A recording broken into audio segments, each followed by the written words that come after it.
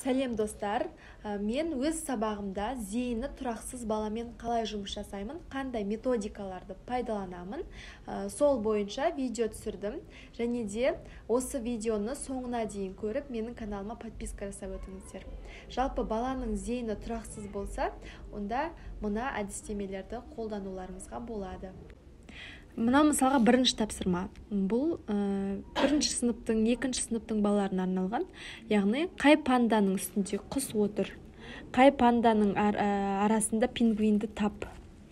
Осы сияқты тапсырмалар. Одан кейін мына суреттерге қарап секунд беріледі. Әр уақыт бойынша бала тек жүзімді қоршап шығу керек. Яғни баланың назары бір жерге шоғырланады, осы тапсырманы орындап шығады. Үшінші рузер тесті. Осылай тапсырмалар кете береді. Мысалға көп сандар берілген, осының ішіне тек 7-ні сызып шықшы, немесе 1-ді қоршап шықшы деген тапсырмалар беріледі. Уақыт барлығы засекаться етіліп тұр. Зейіні тұрақсыз 6-7 жастағы баламен жасалатын жұмыс. Рузер тесті, яғни шаршыға қараймыз. Шаршыға қосуды, теңді дөңгелекке қосу белгісін қойып шығамыз. Негізі бұл 1 минутта жасалу керек. Біз енді ұзақтау жасаймыз. Кеттік ал. Мынау не?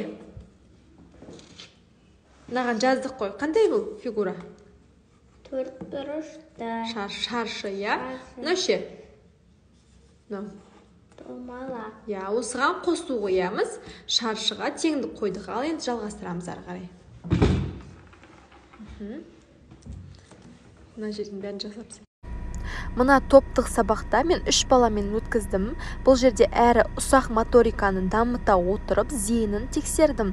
Кімде қандай зейін, яғни тұрақты ма, тұрақсыз ба? Бұл жерде, мысалға, пингвиннің суреті әр жері номерленген. Мысалға, 1-ді қарамен, 2-ні оранжевыймен, 3-ті қызылмен бояу керек.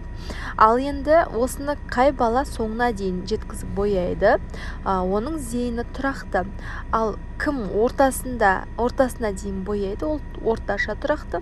Кім мүлдем боямайды, немесе басын бастап аяғын аяқтамайды, ол тұрақсыз. Міне өздеріңіз көріп тұрғандай, үшеуінің деңгейі 3 түрлі.